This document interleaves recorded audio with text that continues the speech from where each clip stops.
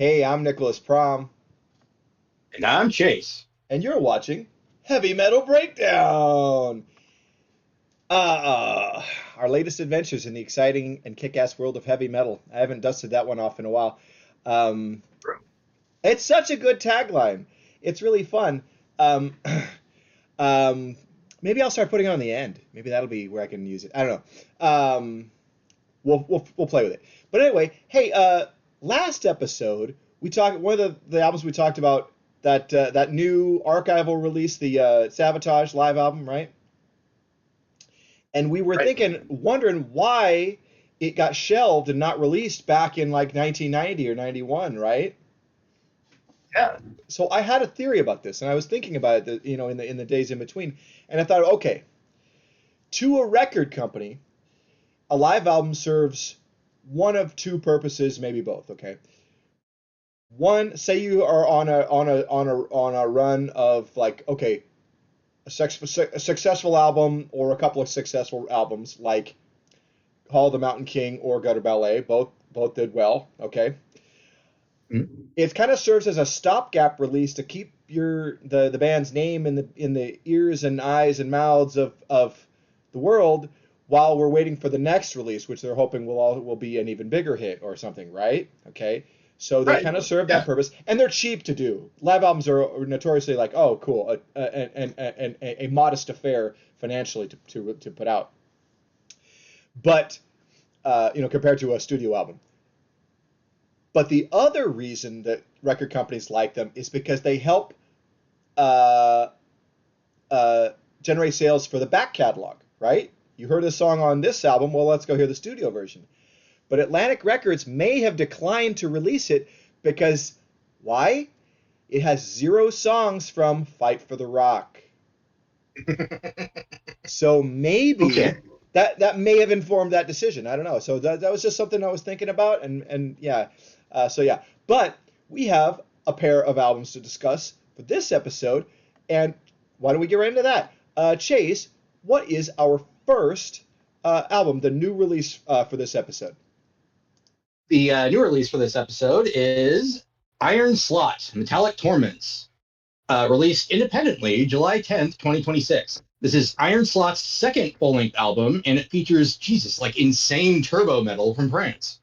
Yeah, this is some really good shit. French metal is like there's not like on the world scene, compared to like, the US or Britain or Germany or whatever, a smaller scene, right? A smaller amount of contributions. There of course are classic bands like Sortilege and Vulcane and H-Bomb, but relative obscurities compared to like, the big bands from other hot beds of metal or pockets of metal around the world. Maybe compared to like Spain's scene, it's like, whoa, great stuff, but they don't really kind of break huge globally. But I've tended to like the French metal. Trust was disappointing when I finally heard them. They're just a hard rock band, whatever. But um, but yeah, but Iron Slot, yeah. I Did you get a chance to go back and hear their previous releases? They have a full length and a split. I didn't. I was kind of pressed for time this week, but As was I'm assuming you I. did. No, you Wow. assume incorrectly. I also was pressed for time and I didn't get to go back, and I usually try to make that time. But I'm very interested in going back and hearing the other two releases they have because this is dynamite. This is really great stuff. Um, Wonderful speed metal slash traditional heavy metal, right in our wheelhouse. Great guitar harmonies, so many hot licks, and a vocalist who kind of works in a dual style. I had to check. I was like, is this two different guys singing? No, it's one guy doing kind of like a King Diamond thing where he says like the higher voice and the lower voice. Loved it. So very interesting. In fact, there was even a song I can't remember off the dome. I think it was one of the ones that are in French. There's a couple of ones in French. One of them totally opens with a song. It sounds like the beginning of the Eye. I think it was the Eye from King Diamond. Um, did Hmm. you catch that?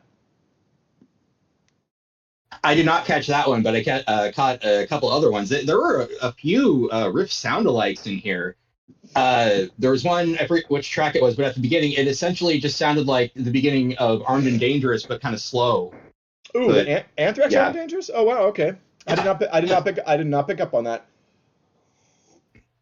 But here's the thing: imitation is the sincerest form of flattery, and I love a band that wear their influences on their sleeve, so no shade. And also, we're all metalheads; we just absorb this stuff, and sometimes you come out with a lick that sounds like this. I'm not Yeah. accusing anybody of anything, of lifting anything, and there are only so many note combinations and chord progressions out there. Yeah. Like, come on.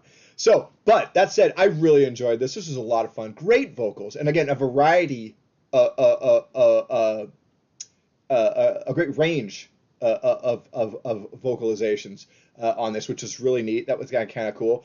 But yeah, a lot of fast, speed metally stuff. Beautiful melodies without taking away from any of the aggression here. This is great. This is just like this is a gimme for me. I'm like, give me heavy metal like this, man. But yeah, there's some great songs on here. I really liked the opening track, which is instrumental, "The Harbinger of Afflictions." It was just like, whoo, like made me think of like some Wolf Hoffman stuff from Accept. Just really killer. Um, Yeah, I that opening track made me want like a whole an EP or a whole LP full of just their instrumental shit. It took me back to like Mastery, Lethal Legacy, the Ooh, EP. You know? man, Yeah, that's a deep cut. But yeah, I remember loving that one. Mastery, Lethal Legacy. That was a great instrumental thrash metal. We reviewed yeah. many years ago on our old blog. That was some great stuff. I know I have to go back and listen to that. That was fun. But Iron Slot like this a lot. Let's see. Really like songs like Soldier of Fortune, Primal Conquest was another great one. This is just a really, really enjoyable slab of classic styled heavy metal. Give me traditional or give me death, and you guys gave it to us. We love it. Um, this is what I want. In 2026, I'm more excited about traditional heavy metal than thrash even. Um, and we are thrash metal maniacs. But like, yeah, I mean, like, that's kind of where I'm at. I'm just like, I want, just fist pumping, sing along, chorusy, fun heavy metal, and this is that kind of stuff. So, horns way up for Iron Slot. I hope they release 50 more albums. I hope they have a long, beautiful career. Yeah. Chase, tell me some stuff. More thoughts from you about this record? Okay, so highlights are Harbinger of Afflictions, The Executioner, and Soldier of Fortune.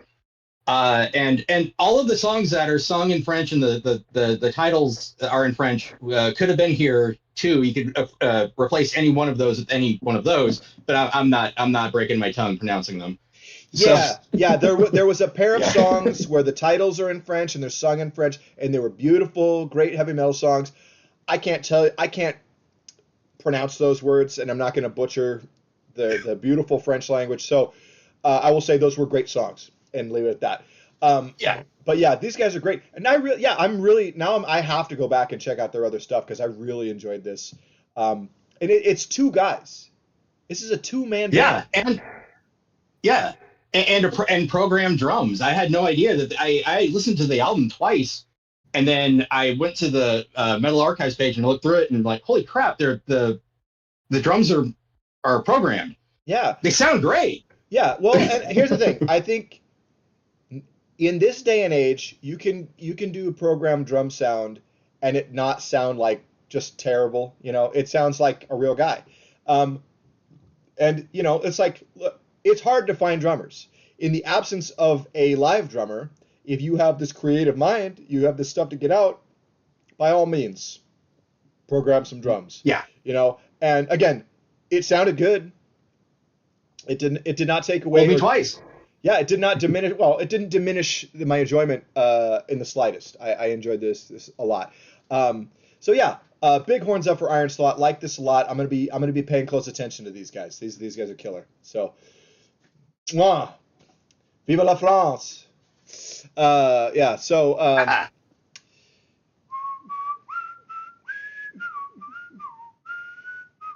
anyway, okay. All right. So if we're good here, Chase, will you tee up our next segment for Chase's classic album? What do we have Sure. this time? Up next on Chase's classic album, we have Anthrax, Persistence of Time. Released August 21st, 1990 on Island Records. This is Anthrax's fifth full-length album and last album with Joey Belladonna until 2011's Worship Music. Yeah. So I got some history. I got some history with Anthrax. I mean, this is my Anthrax story starts here. It starts like summer of 19 or no. Yeah, it's probably like 1995 probably. Okay. So or 4. I'm in junior high. A guy I'm going to school with says, "Hey, like, I'm starting to like get serious about heavy metal." I'm like, "Okay, I'm on the verge. I'm on the cusp." Okay, and a guy I go to school with, his older brother had a couple albums they wanted to get rid of because heavy metal's kind of becoming uncool, or whatever.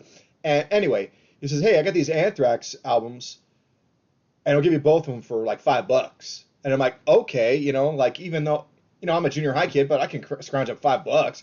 And I took a total gamble. I had not heard a note of Anthrax, okay, but knew the name though. And I said, "Okay, I'll take the chance. I'll do it. I'll get it two CDs for $5. That's great." And what a great investment that was. I got Persistence of Time and Sound of White Noise. Two very, very different albums, but both great. Great music. And we'll talk more about the Sound of White Noise in like coming up, and I think in a few weeks we're actually going to be talking about that one on the show. But a couple weeks maybe. But it's kind of like if you started with Van Halen and you picked up 1984 and 5150 on the same day. You know what I mean? Yeah. Okay. Yeah. And not bad, So and being so young and all the alternative rock stuff was kind of in the air. Like I was kind of Sound of White Noise, like I was totally open and accepting of that sound. I'll just say that. But love this run. And again, these albums were night and day from each other sonically. But I just love this. And like this is a much darker album than State of Euphoria or even Among the Living. Anthrax had a studio fire. They lost a lot of their equipment, and they credit like that hardship that they experienced with some of the darker tone to the record. But I love this. This is full of great songs. I mean, this I feel like this album is not talked about enough. It's a slightly overlooked, because people are always talking about Among the Living or State of Euphoria or Spreading the Disease. Those tend to be the ones. But Persistence of Time is excellent, man. And I want to talk about that. Opening up with these 1-2 punch of Time and Blood. Really like these songs. Keep It in the Family is great. In My World, they did a video for that one. I like that song. Gridlock, I can't conjure that one up. But like Intro to Reality, that always stayed with me. It's about the Holocaust and stuff. And Belly of the Beast is a rad song. That song is just awesome. A great cover of Got the Time by Joe Jackson. A much better cover than Antisocial, I will say that. And then One Man Stands, another really great song. But like really no duds on this one. I like One Man Stands a lot. That's a really good one. But I like the energy on this record. It is, and this album was one of those ones that just kind of cracked the world open for me because I think it was an early, for me, like heavy metal album with like higher vocals. Because I think if you're listening to like Sabbath and Metallica, which is kind of like the standard like fare of Gateway stuff. Yeah. We're not doing Halford and Dickinson stuff, right? So like I had heard some Priest and a little bit of Maiden, but like this was outside of hair metal. This was the first like there's a high, heavier metal voice.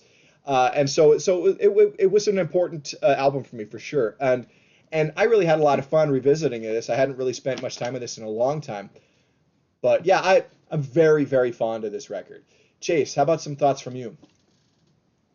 This was one, and I can definitely attest to it being underrated. Not necessarily underrated from my perspective, but definitely not talked about. Like I totally missed this one when I was a budding metalhead. I didn't get to listen to it until like the late 2000s, like 2007, Whoa. 2008. Yeah, it took time for me to get to it. Okay. Appropriate. Yeah. And yes, definitely a darker album. They hit on everything. Like you can't listen to these songs. I mean, if you just read the lyrics, you would just be bummed. But Joey's singing them the way he does, and then everybody's playing the way they do, and it's a pretty good thrash album. But it's probably like my least favorite of the first five Anthrax albums. Sorry, Really? I just found it. Yeah, it's like it's bouncy and that's kind of cool, but it's also just like the songs kind of they don't necessarily run together, but they do in a way kind of run together Hmm. for me. I Yeah. got kind of I got kind of bored like by like track five. I don't Interesting. really know how to I don't really know how Interesting. to explain it. However, in my world, Belly of the Beast and in my world, Belly of the Beast are great tracks. I can't fault them at all. And About the Time is great because it introduced me to Joe Jackson. So that There was you go. awesome. Yeah. Yeah. Um, Yeah. interesting. So you like State of Euphoria more than this one? Really? Wow. Weirdly, I think I might. Yeah, yeah. Wow. Okay. Uh, but yeah, here's the thing. You're saying they're run together, and I think the songs are of a piece to each other because by and large, the theme that runs through this album is really it's like we're really tackling a lot of society stuff, a lot of social stuff. I think other than Got the Time, this is all like it's introspective and it's like uh, problems in the world and society and stuff. And I think overall it really like uh, I don't know. I think these songs just really gel together and really work together. We're talking about racism. We're talking about the Holocaust. We're talking about like personal freedom and different things like that. And I don't know, man. I, this album really works for me a lot. So, Yeah. but just like we talked about like when we reviewed State of Euphoria, like a lot of people like their favorite one's the first one that they heard, right? Well, this was my first Anthrax album.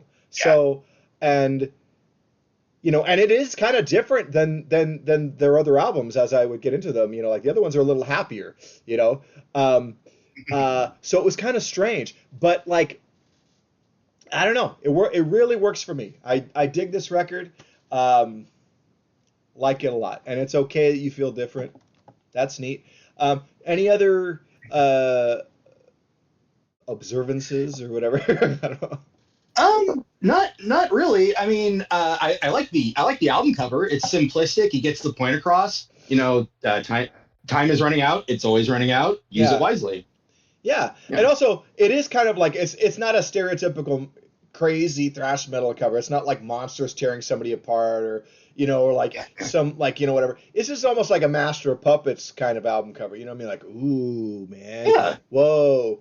Um, but yeah, it's not Pleasure to Kill or Bonded by Blood. Okay, like some Yeah. crazy Yeah. thing, but. But I like this, and on the back cover there was like an illustration of the band, like that they're the floating heads, a kind of a Marvel Comics sort of look, right?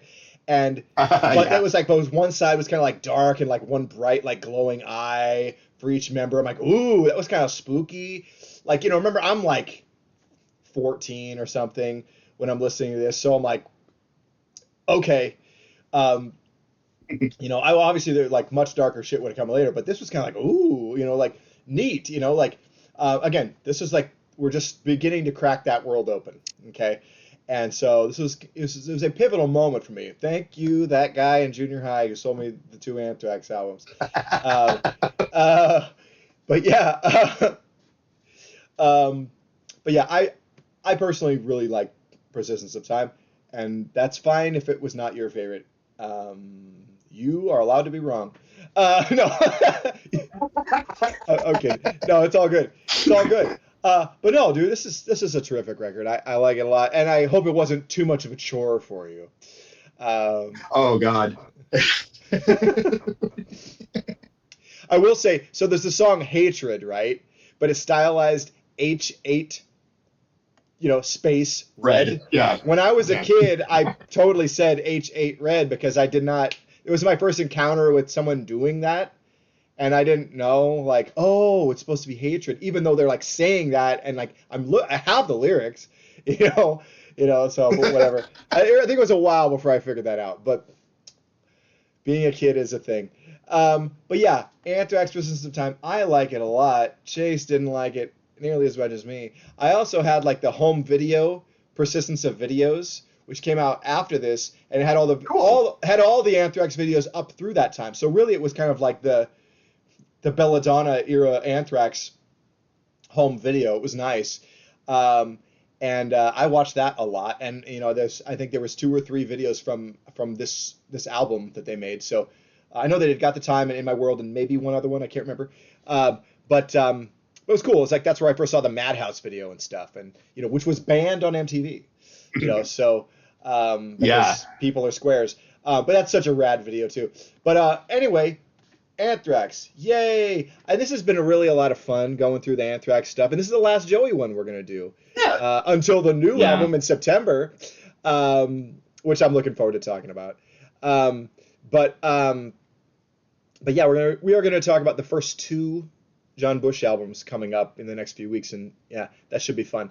But yeah, if we're good here, I mean, do you like this album? You didn't think like it sucked, right? No. It's a solid 7. I'd rather listen to any other Anthrax album before this one. Wow. Okay. Of the ones before it, you're saying. Okay. Okay. Well, if we're good here, then why don't we just get into the upcoming shows? I did update that, and so there's some stuff we haven't talked about yet. But yeah, we'll just talk about that for a second. Let's see. Coming up on, what is the date? July 18th, down in Madras, Oregon, you can see Acidic Decay and Damage Overdose playing with also the rapper Showrilla are playing at the Central Organics dispensary. It's their 11-year anniversary. Hey, go to a death metal show after you've purchased some marijuana. That'll be fun. And then, let's see. July 29th at the Blackwater, you can go to a big old thrash metal show with Blood Rot, Battle Cattle, and Violent Insurrection, and another band whose name I can't read. And that's I think it's gonna be $10. That should be a good time. Get out there and rage. Let's see. On Thursday, July 30th, it's a night of extreme metal at the High Watermark with, I'm gonna get the names right this time, Funeral Chant, Samarius, and Diabolic Oath. That'll be cool. Get out to that if you can. And let's see. The very next night at the Hawthorne Theater, it's a big old night of death metal with 6 Feet Under and Cataclysm. Support from Damage Overdose and Wormhole. That's Friday, July 31st. And go and have a death metal time. Enjoy that. Let's see. August 1st and 2nd. At the Offbeat, it is Northwest Hardcore Fest 2026. It's 2 days of hardcore. There's like 30 bands. Go see some incredible acts like, Dead Heat and The Flail and Misery Whip and Fortune, and a whole bunch more. Those are just bands that I have seen and know are good.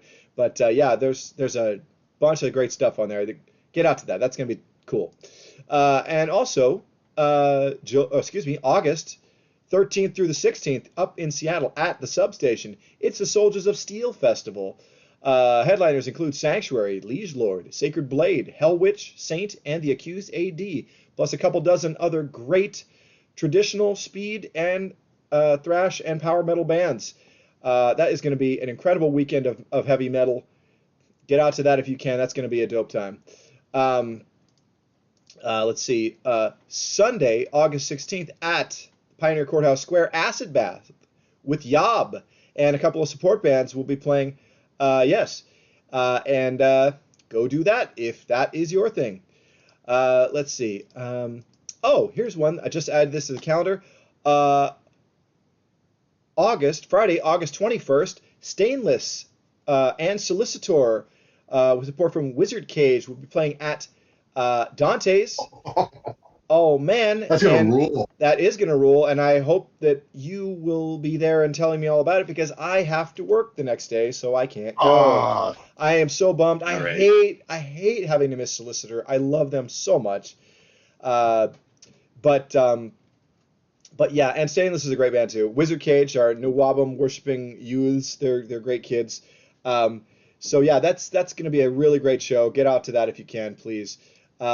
But yeah, and then at the Hawthorne Hideaway on Saturday, August 22nd, Coven, the mighty thrash metal legends, Coven will be playing with support from Headless Pez, Imperiosis, and Dead Nexus. Get out to that, enjoy that if you can. I have to work that weekend. I'm missing out on like a great weekend of heavy metal because I got to have a stinking job. Boo! But such is life. But yeah, what can I do? But so I think that will be our show for this time. God, that's crap. Chase, would you hit us with a sign off, please? Thanks for watching Heavy Metal Breakdown. Like, comment, subscribe, and remember, nothing touches me. I'm a walking razor blade. Yeah! Thanks for watching, everybody. Good night.